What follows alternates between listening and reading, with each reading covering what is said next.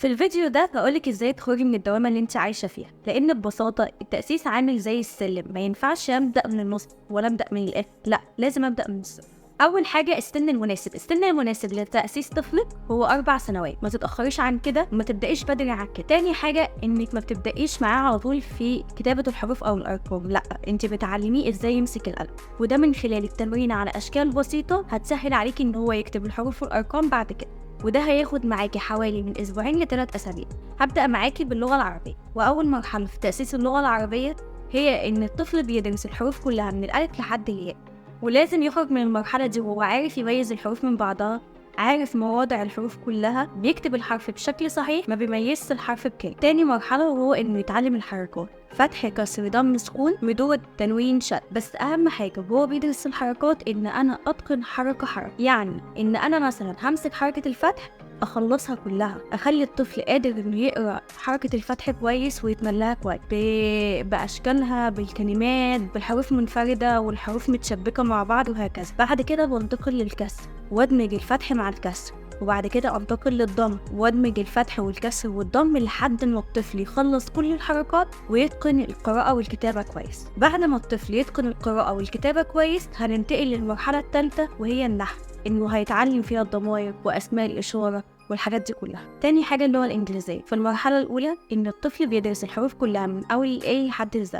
بس أهم حاجة إنه يطلع من المرحلة دي وهو قادر إنه يميز الحروف عن بعضها، الساوند بتاع الليترز كلها، ما بيكونش بيربط الليتر بكلمة، وكمان إنه بيكتبه بشكل صحيح. والمرحلة التانية هي إن الطفل بعد ما بيتقن الساوند بتاع الليتر كلها بنبتدي ننتقل للشورت فاول اللي هي الحروف المتحركة القصيرة، ودي الطفل بيتعلم فيها كلمات CVC اللي هي ساكن متحرك ساكن. من خلال المرحلة دي الطفل بيقدر يقرأ أي كلمة مكونة من 3 حروف بس. بعد ما الطفل بيخلص الشورت فاول بننتقل لمرحلة اللونج فاول، ودي دمج حرفين متحركين مع بعض، وبيقدر فيها الطفل إن هو يقرأ الكلمة من 4 حروف فقط. بعد كده الطفل بياخد الحروف المركبة اللي هي زي SH والCH والTH. بعد ما بيخلص المرحلة دي الطفل بيبقى قادر إن هو يقرأ أي كلمة في الإنجليش ويتملى أي كلمة في الإنجليش. وفي المرحلة الأخيرة بنبدأ مع الجرامر اللي هو الفيرب to be والفيرب to have والفيرب to do present simple والpast وهكذا. الماس والحساب هكلمكم عن الاتنين مع بعض لأن طريقة تدريسهم واحدة.